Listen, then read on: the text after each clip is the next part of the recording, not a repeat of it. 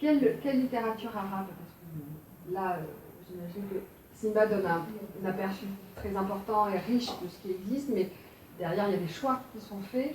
Est-ce qu'on peut tenter de définir ce qu'a cherché Pierre Bernard, et est-ce que Farouk Mandabé a fait une progression tout à fait fidèle? Est-ce qu'il y a eu des changements dans les choix qui ont pu être faits de votre éditorial? Est-ce que voilà, je pense que Pierre Bernard avait, comme je l'ai dit, tout à faire, et il a eu la chance, il a été au Caire à la fin des années 60, il a rencontré Taha Hussein, qui était un des rares qui avait été, auteur égyptien, qui avait été traduit en France avant, chez Gallimard, je crois.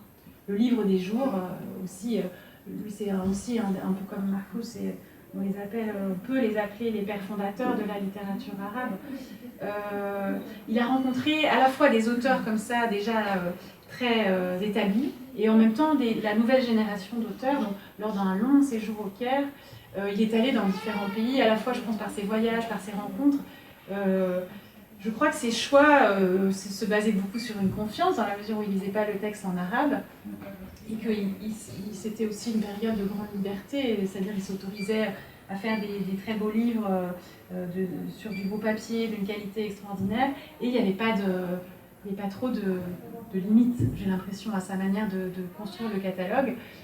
Farouk a repris ça, et je pense qu'on peut vraiment parler d'une fidélité, parce que justement il a continué à faire vivre la collection poésie classique, la collection de littérature mystique.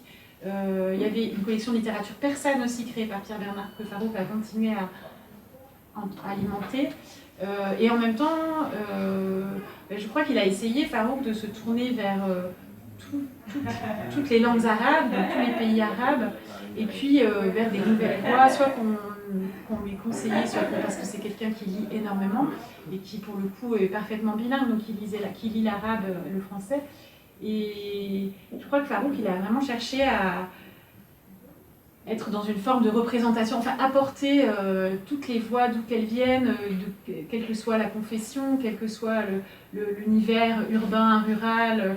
Il y a vraiment un souci d'exhaustivité qui est en fait impossible à vraiment tenir ou accomplir, mais ça s'est vraiment passé comme ça, je pense qu'en tout cas dans toutes les premières années du travail de Farouk sur la collection Sinbad.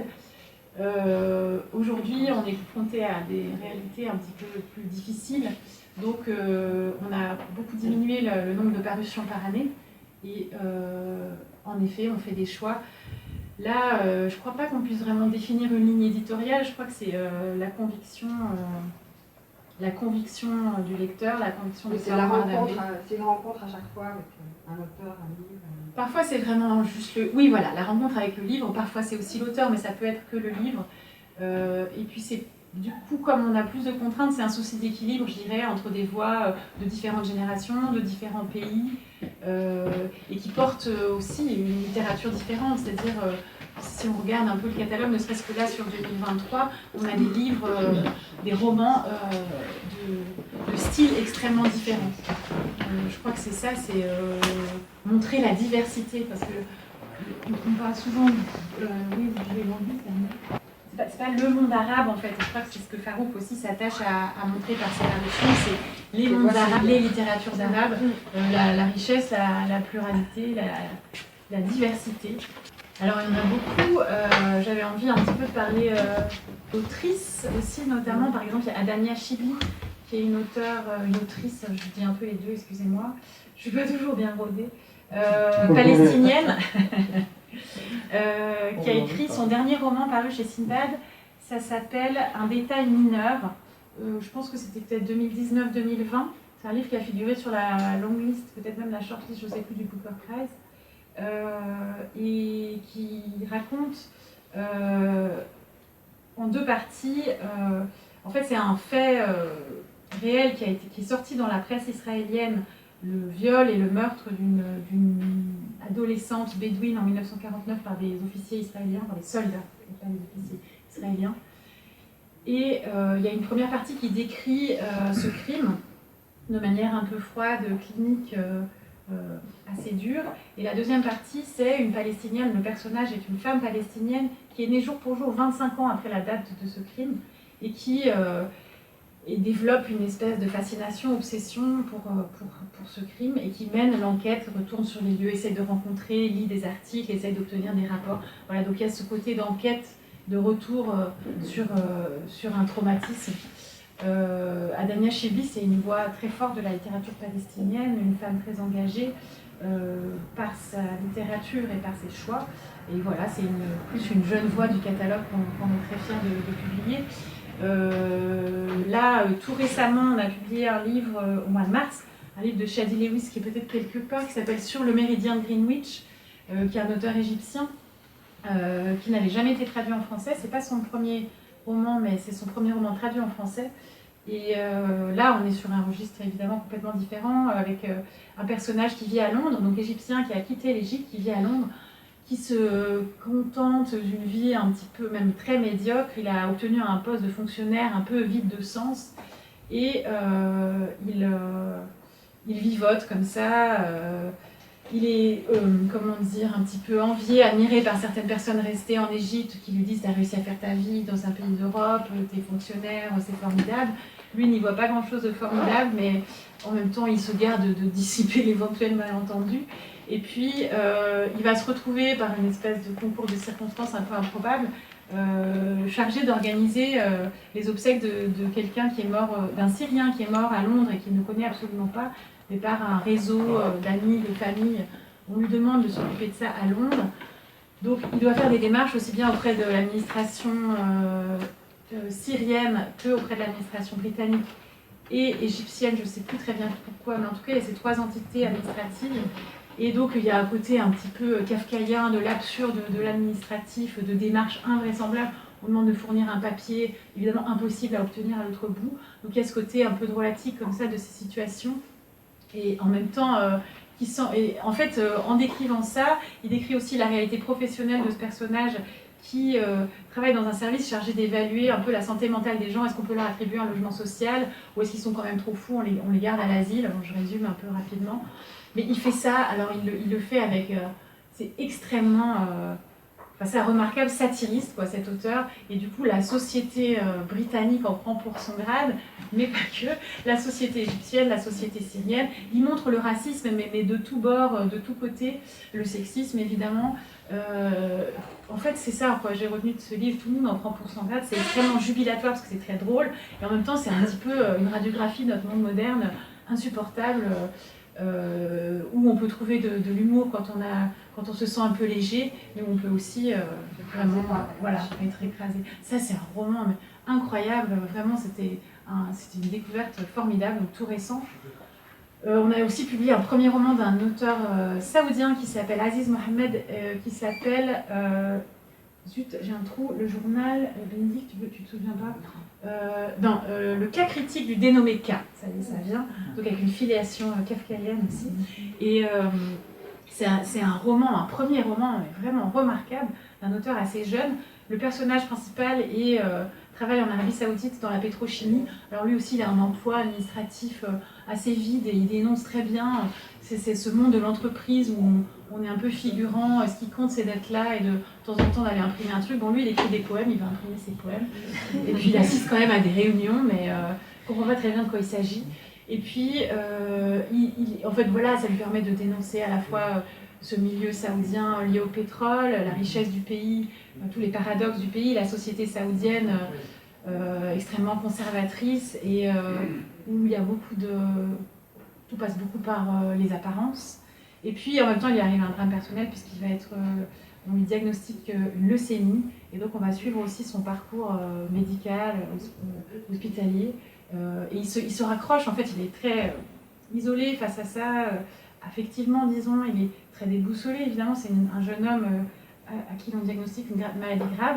Et il se raccroche à ses lectures, à ses auteurs. Et du coup, c'est comme une sorte de journal où viennent aussi apparaître beaucoup de grands auteurs de la littérature mondiale.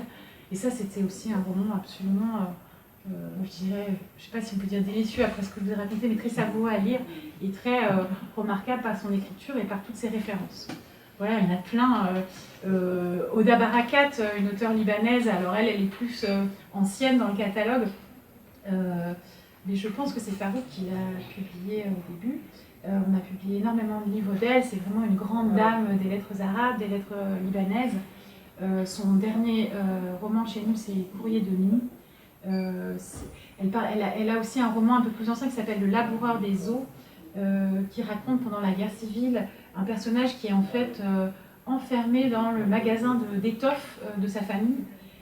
C'est la guerre civile, tout est dévasté à l'extérieur, on a l'impression qu'il s'est complètement reclus dans ce magasin et il est là avec des étoffes incroyables. Il part, il y a ce côté sensuel du contact avec tous les tissus et il se laisse aller à une espèce de dérive dans sa mémoire, des souvenirs de sa mère, des souvenirs de sa maîtresse, donc des souvenirs d'enfants, des souvenirs amoureux. Et c'est une espèce de petite bulle très singulière et en même temps profondément inscrite dans la guerre du Liban, la guerre civile qui a lieu. C'est un roman très poétique, très beau. Vraiment, son écriture est, bon, je dis beaucoup remarquable, excusez-moi, c'est admirable, on peut dire. En tout cas, moi, c'est un roman qui m'avait énormément plu, qui m'est resté. Voilà, il y a beaucoup d'auteurs dont on pourrait parler. Récemment, on a publié, je crois que c'était 2019, un livre qui s'appelle Hot Maroc de Yassine Adnan, qui est un roman aussi très caustique, une espèce de portrait critique de la société marocaine, et assez drôle en même temps, parce que c'est un personnage qui vit tout le temps un peu comme ça, enfermé devant l'écran, et il règle ses comptes par les réseaux sociaux, et en fait il en veut à la terre entière, puisque plus ou moins la terre entière s'en sort mieux que lui, quoi. Donc il est comme ça, et il est tellement habile qu'il se fait remarquer par les services de sécurité du gouvernement marocain, qui finalement le force à travailler pour eux et à, d'une certaine manière, diffuser une forme de propagande, de rumeurs, des fake news. Donc il est manipulé, malheureusement, ce qu'il maîtrisait le mieux se met au service d'un gouvernement dont il est critique. Et c'est en même temps, du coup, des situations assez cocasses. C'est très étonnant, très moderne, évidemment, avec ce sujet des réseaux sociaux qui permettent une diffusion d'informations et de désinformation aussi. Ça, c'était aussi un roman c'est un premier roman. Un roman important de nos dernières parutions. Bon, évidemment, ils sont tous importants. Certains ont plus de succès que d'autres. Voilà.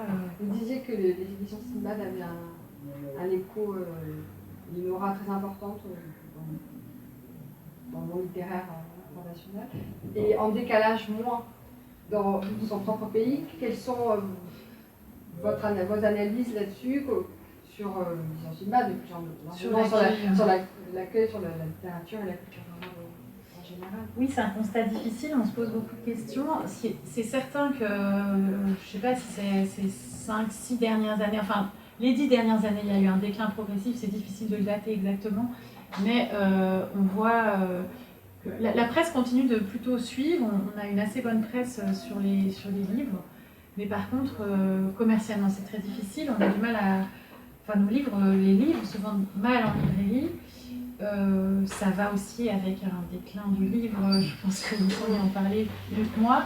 Et on pense quand même que oui, il y a une forme au mieux de désintérêt, au pire ou au plus réaliste de rejet d'une culture arabe, ou deux cultures arabes évidemment qui sont associées aujourd'hui au terrorisme, à la guerre, à l'islamisme.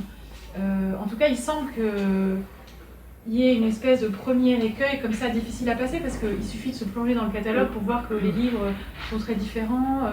C'est de la littérature en fait, donc évidemment il y a certaines réalités qui sont décrites, mais qui sont plutôt décrites qu'on peut accueillir comme la découverte de l'étranger de manière très curieuse et positive, mais qui en France...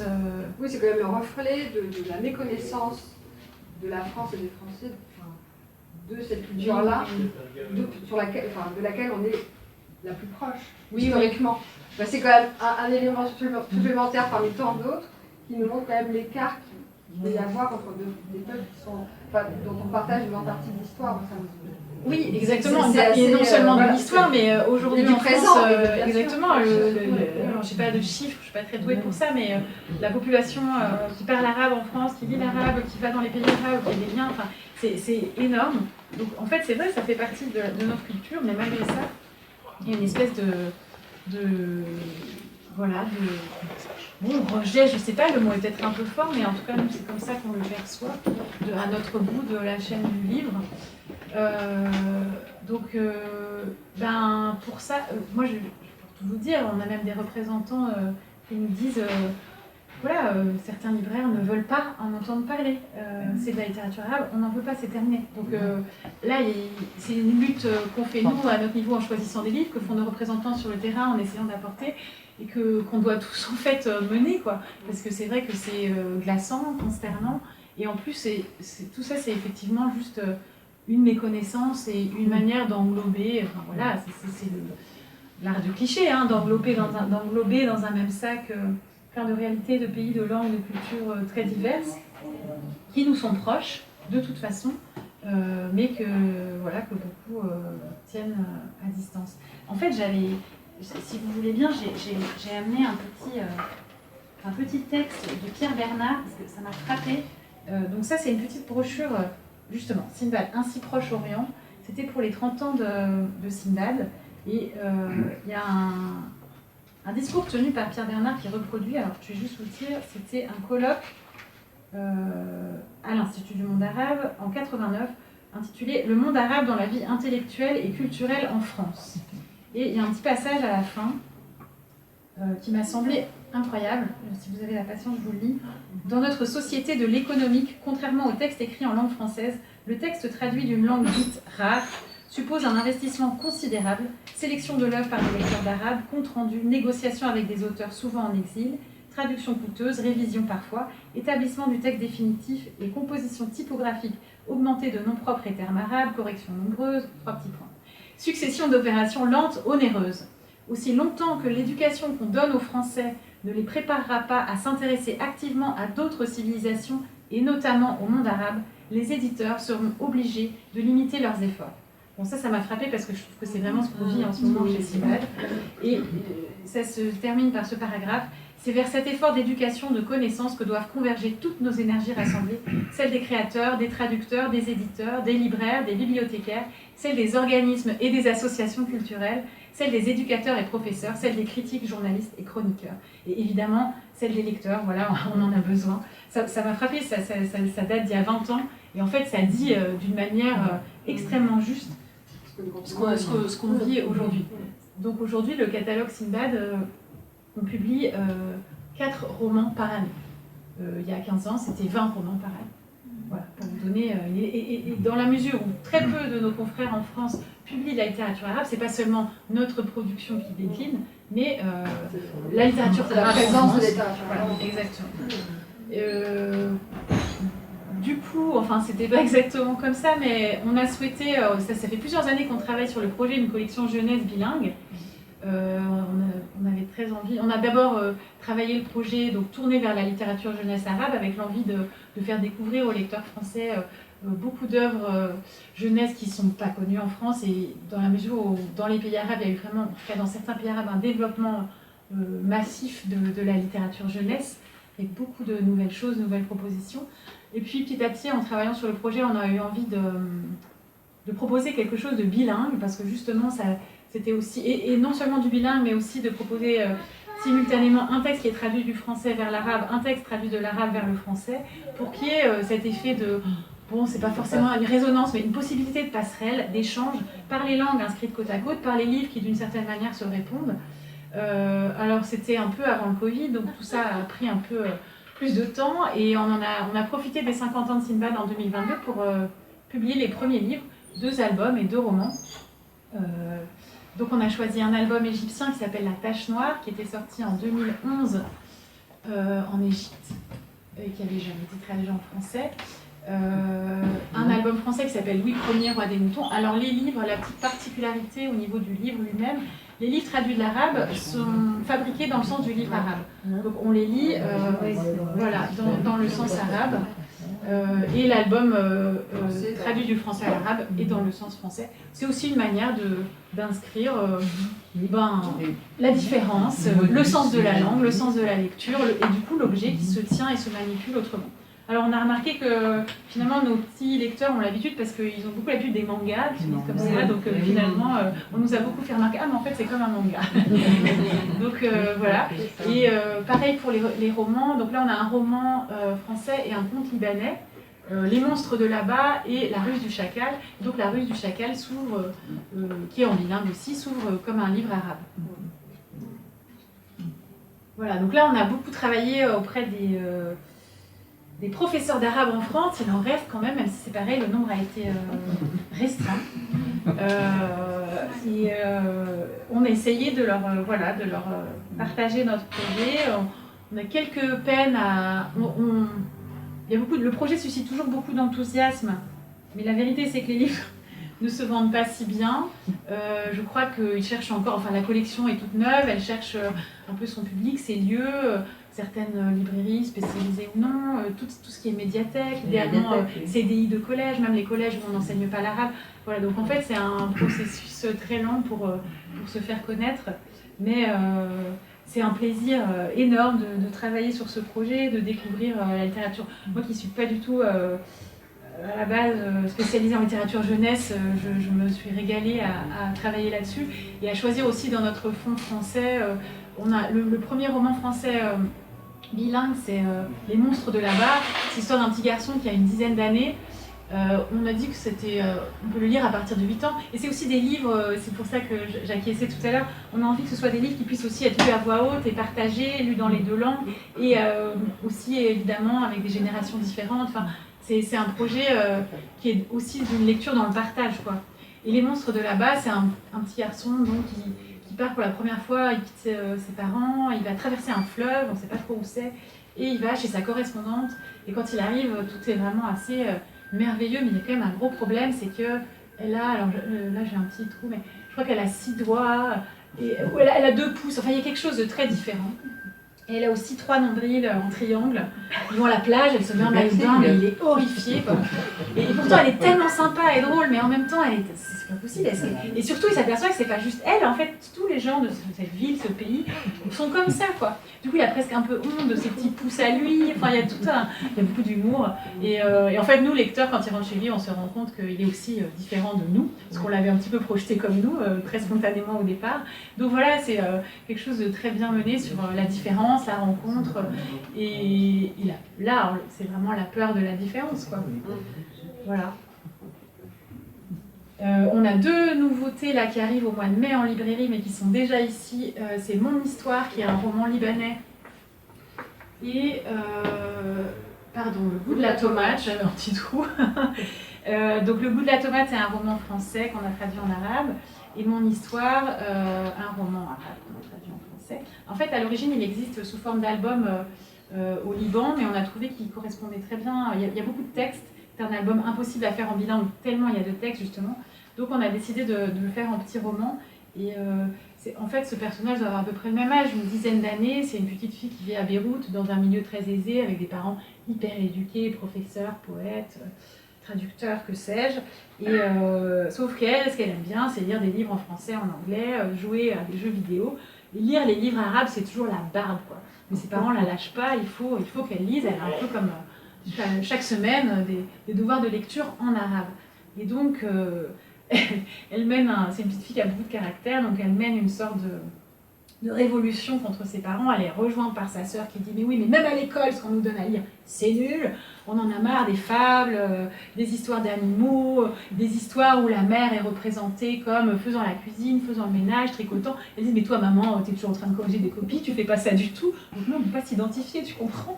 Et donc la mère est un peu déboussolée. Alors elles vont dans une librairie à Beyrouth, elle retourne le magasin, elle cherche, mais les filles sont toujours pas très convaincues. Et du coup, la plus jeune, qui est notre héroïne, elle décide qu'elle va écrire son histoire en arabe avec ses mots. Alors elle va quand même demander de l'aide à un copain de son papa qui est écrivain, parce que ce serait plus pratique. Mais elle veut écrire son rapport à la langue arabe. Alors en l'occurrence, c'est vrai que c'est super intéressant parce que la langue arabe, c'est une langue plurielle, la langue parlée, la langue écrite, les langues parlées, la langue écrite elle-même peut exister sous différentes formes, disons, et des registres, etc. Et donc là, cette petite fille, cette histoire, elle pose toutes ces questions-là de manière en même temps très vivante, très drôle. Et voilà, ça nous a semblé hyper pertinent pour la collection. Et Le Goût de la tomate, c'est un autre pays un peu mystérieux. C'est un régime très répressif. On rencontre un petit garçon qui vit avec son papa, la maman a disparu. En fait, c'est un pays où on n'a plus le droit de cultiver Dans le jardin, c'est du béton avec du gazon synthétique. Il faut aller s'approvisionner en fruits et légumes dans un magasin officiel qui vend des trucs insipides. Mais on n'a pas le droit d'avoir un arbre fruitier dans son jardin, on n'a plus le droit, tout est interdit. Donc il y a un marché noir de graines, de plants, etc. Et donc le père, pour un peu voilà, éclairer la vie de son fils en cette période sombre, il décide de planter clandestinement des plants de tomates. Et du coup, le garçon, c'est tout le soin qu'il apporte à ses plantes. Et puis la tente, voilà, et ce qu'il attend de ce goût de la tomate qui est un peu quelque chose d'incroyable pour lui, quoi. Et en même temps, c'est vrai que ça résonne aussi beaucoup aujourd'hui parce que c'est un monde ils vivent dans un monde dans lequel le végétal a été totalement banni, interdit, ou en tout cas est contrôlé. Et dans ce monde qu'on vit, nous, où il est beaucoup question de revégétalisation, ça nous semblait aussi intéressant de choisir celui-ci. Voilà. On n'a pas parlé des essais. Oui, c'est vrai. Sinbad publie de la littérature arabe, mais aussi des textes sur le monde arabe. Oui. Pas forcément d'auteurs arabes. Non, certains. Il y a des essais qui existent en français. Un des plus récents, c'est À quoi bon encore le monde de Catherine Cocchio, qui est paru à l'automne dernier et qui parle beaucoup à travers, je crois, une petite dizaine d'intellectuels et d'artistes arabes qui parlent beaucoup de la manière dont, encore une fois, notre monde français occidental tourne le dos. Alors là, il est beaucoup question, dans son livre, de la Syrie, de la manière dont, donc là c'est vraiment très politique, dont la scène, la scène internationale a laissé la Syrie dans une guerre interminable. Aujourd'hui, on peut penser au Liban qui, différemment, mais aussi complètement livré à lui-même et dans un état grave. Et donc son livre, Catherine Cocchio, qui est une universitaire française, s'appuie sur les travaux de différentes personnes.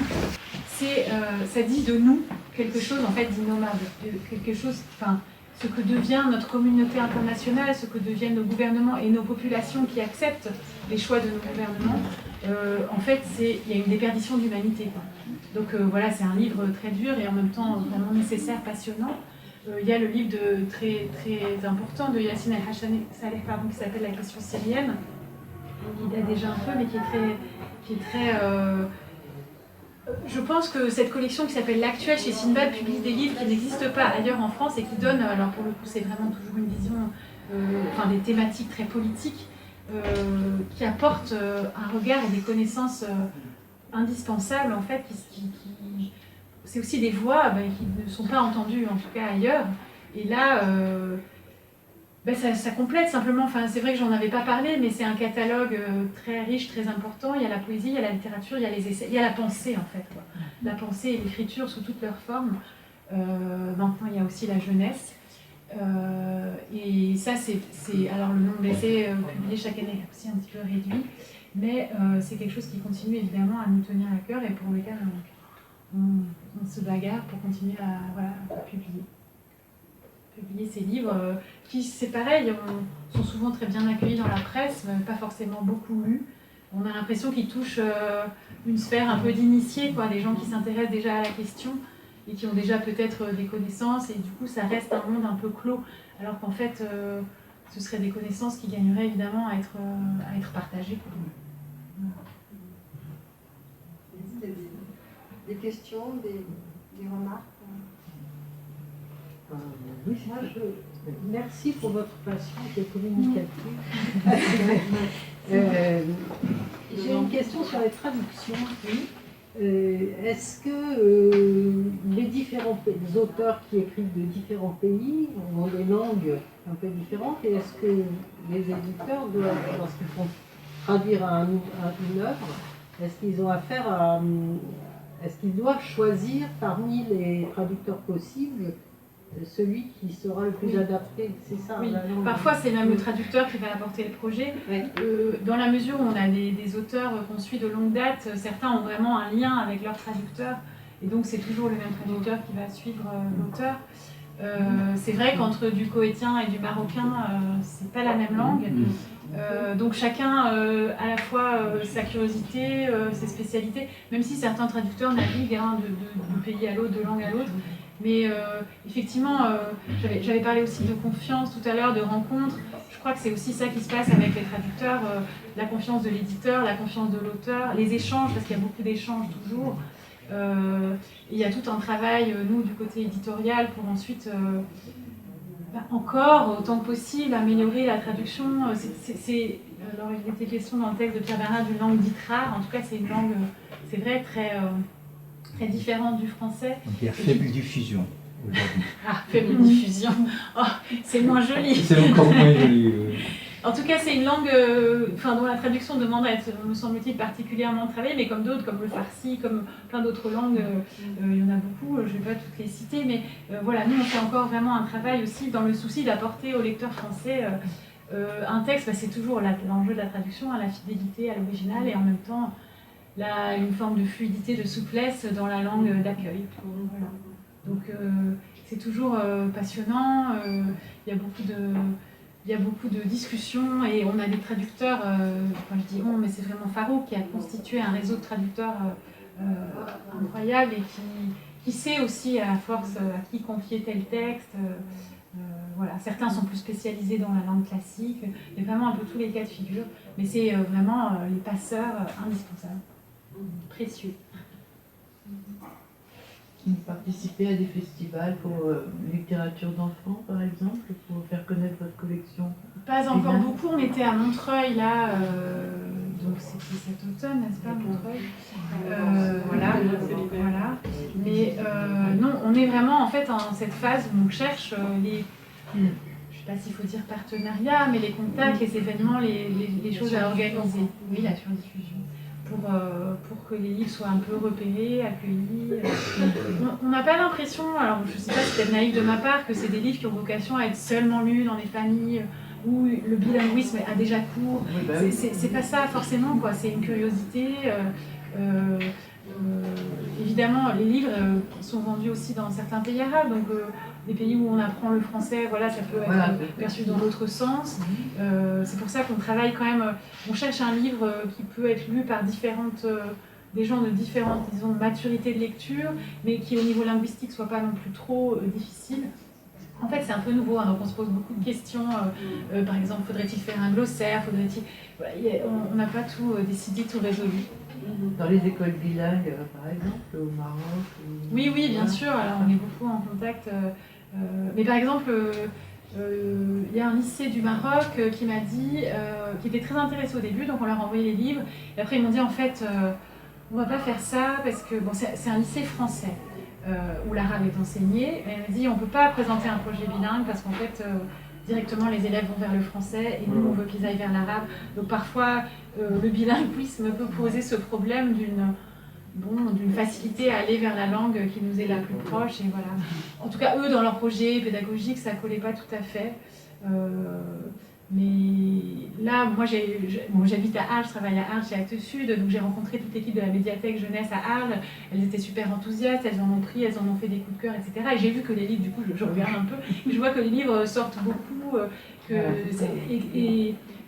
moi j'en parle beaucoup autour de moi, je crois que ça peut vraiment toucher des gens simplement qui ont une curiosité, une ouverture, et c'est pas forcément strictement pédagogique, linguistique, quoi. C'est aussi quelque chose de culturel, du décalage et de la rencontre, et de la passerelle. C'est exactement, je pense, ce qui se passe avec ce festival. J'essaie toujours de transmettre aussi, c'est que ces livres nous font voyager, nous font découvrir des réalités qui nous arrivent soit extrêmement fragmentées par des biais particuliers, soit qui ne nous arrivent pas du tout. Donc là, on est dans une famille richissime au Koweït, avec un père de famille qui a une soixantaine d'années, qui a une entreprise hyper florissante et qui travaille, qui a 4 enfants.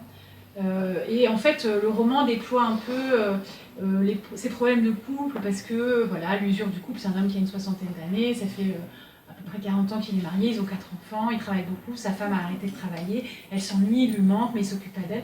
Comme ils ont beaucoup d'argent, qu'est-ce qu'elle fait? Elle consomme énormément de toutes les marques qu'on peut imaginer, ou pas. Ils ont un appartement à Londres, enfin je veux dire, ça nous projette dans un milieu assez... loin de nous. Et voilà, ils ont évidemment un drame dans leur famille. Et leur drame à eux, c'est que le plus jeune fils, après s'être progressivement radicalisé sur place, a coupé les ponts avec sa famille, est parti avec une organisation faire le djihad en Syrie. Et ils n'ont plus de nouvelles de lui. Et le père est partagé entre l'inquiétude vraiment très forte pour ce fils et en même temps une forme de rejet des choix de son fils. Donc il y a quelque chose un peu ambivalent. C'est comme si céder à son inquiétude pour son fils serait faire preuve d'une certaine faiblesse ou bien d'une certaine tolérance vis-à-vis d'un mouvement qu'il condamne absolument, un fondamentalisme. Donc il est très travaillé par tout ça, c'est lui notre personnage principal, et en même temps il a un peu une crise de la soixantaine. Alors il va tomber amoureux d'une jeune femme qui travaille pour lui, qui a l'âge d'une de ses filles, et qui est d'origine iranienne. Alors là c'est très intéressant parce qu'on découvre, en tout cas moi je ne connaissais pas du tout, la vie d'une population iranienne ou d'origine iranienne au Koweït, toutes les discriminations à leur égard, donc une forme de racisme qu'on n'imaginait pas forcément. Et voilà, il va tenter de résister, mais finalement un peu tenter en même temps de la séduire. Voilà. Il y a plein d'étapes comme ça. Et donc il vit son drame familial et son drame, sa passion amoureuse. Et c'est hyper intéressant sur, je trouve, la réalité sociétale du Koweït aujourd'hui, par le biais d'une famille, quoi. C'est vraiment par ces personnages vivants qu'il arrive à incarner certaines choses très contemporaines. Et en même temps, je trouvais aussi que cette espèce de conflit père-fils générationnel dans l'engagement, dans les idéaux, c'est quelque chose qui prend cette forme-là dans cette famille-là, dans ce pays-là, mais qui est quelque chose qui est assez universel et qui peut parler beaucoup, quoi. Voilà, ça c'est le tout dernier Sinbad. Ensuite, on aura un roman d'Elias Khoury au mois d'octobre. Elias Khoury qui est un grand auteur libanais, auteur notamment de La Porte du Soleil, qui est très connu, qui est sorti il y a 20 ans. Et on va publier un roman de lui au mois d'octobre, qui est encore un roman magnifique et très dur aussi, sur un personnage palestinien qui emprunte beaucoup d'identité, de langue, pour essayer de se débattre, se défaire de sa crise identitaire, et puis aussi quelque part d'une trajectoire prédestinée pour essayer de s'inventer une autre vie. Et donc c'est vraiment quelque chose sur l'exode, sur l'exil, sur... Il viendra en France ? Il viendra en France, Elias Khoury. On a un festival en dernier week-end de septembre. Ok. Ici. Ouais. Qui travaille sur la Méditerranée. Ah ouais, ce serait super bien. Ouais. Parce que nous, on fait nos Il va sortir début octobre, mais on devrait pouvoir... Il devrait être très souvent. Oui, il faudra qu'on en parle. Très bien.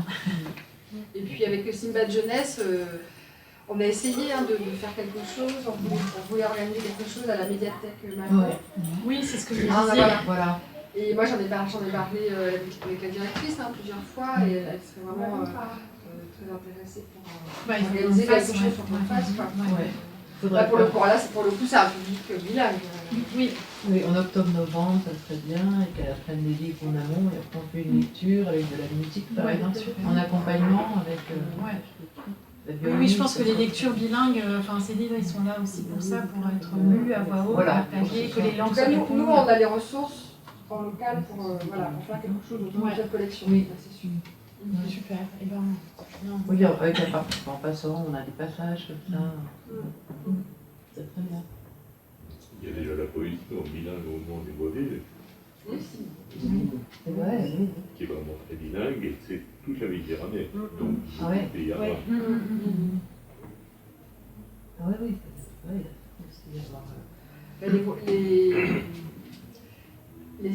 La poésie de Sinbad n'est pas représentée aux voix vives parce que le pavillon d'éditeurs, c'est plutôt des éditeurs indépendants, plutôt de petites maisons d'édition.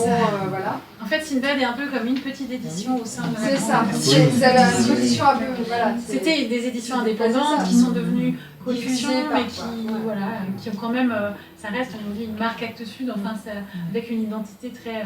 Mais les voix vives, c'est évidemment un lieu où Sinbad aurait toute leur place. Les voix vives, c'est un festival de poésie qui a lieu dans plusieurs villes de Méditerranée. Donc, Gênes. Surtout seul corps. non, il y a Gênes, quand même. Oui. Les autres, c'est petit. Non mais qu'est-ce que c'est que ce chouvi? Non, mais c'est vrai, c'est moins important. Oui, En tout cas, si. Je C'est raconte sûr que l'histoire de la ça chose, c'est pas dure un parti c'est quoi, c'est personnel. 2 week-ends, ça dure longtemps. Ça dure Enfin, une semaine. il y a La un nombre de dernière semaine de propositions juillet. incroyables, tout est gratuit, tout est dans l'espace Non, public, il y a c'est la des spécificité, donc c'est toujours des débuts à l'extérieur, sur des bateaux, dans la rue, enfin, Ouais, c'est un voilà. peu plus Et réduit, c'est vraiment Oui, sur c'est la, très- donc la poésie au sens large, mais il y a tout un aspect de poésie méditerranéenne, donc en langue arabe. Oui, oui, bah, ce serait super parce qu'on a plein de. On vient de publier un recueil de Nouri El-Jarrah qui est une anthologie. Il y a aussi Iman Mersal, égyptienne.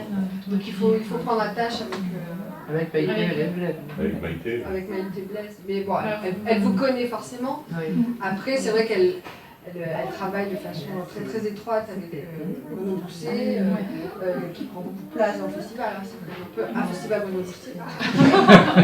Ce qui est pas mal. Vous Hein. qui êtes une mauvaise dame, hein. Non, mais tu serais d'accord avec moi. C'est vrai. Il ne pourrait pas dire le contraire. Mais Hein. c'est pas grave, c'est bien. Mais c'est très bien. Sauf que, voilà, là pour le coup, Sinbad fait un travail incroyable. C'est dommage que, voilà. Oui, oui, On oui, ne on retrouve peut pas faire les quelque livres, voilà, chose. c'est très, vraiment, c'est très important. C'est vrai. Ceci étant, il y a construit un village d'éditeurs pendant toute la semaine et il y a combien? Une quarantaine de maisons d'édition différentes. Et après, puis il y avoir des maisons. Toujours autour de la Méditerranée et de la Et de poésie. la poésie, d'accord. Ouais. Et il y a des maisons, oui, il y a avoir du livre d'artistes, des choses assez artisanales, enfin, c'est différents niveaux. Ouais. Hein. Il y a aussi des maisons, il n'y a pas de, voilà, de grosses maisons. De toute façon, grosse maison de poésie, enfin oui. C'est des collections. Si c'est des Des grosses maisons, collections, c'est des des collections. Simplement, le problème, c'est que Silva dégraderait un peu. C'est. Il y a aussi Non, Enfin, peut-être qu'il faut Mais chercher ça serait bien de le faire quand même. une manière de n'écrase pas, on doit pouvoir inventer Oui, une manière pour d'avoir le une public, place sans en que ce soit... priorité, ça serait pour nous. Bah, c'est je pense au plus. Hein, c'est ça, hein. Bah oui. Bon, donc des pistes pour Bah, super. vous avez fait un Merci. set. Les énergies qu'on cherche. Très bien.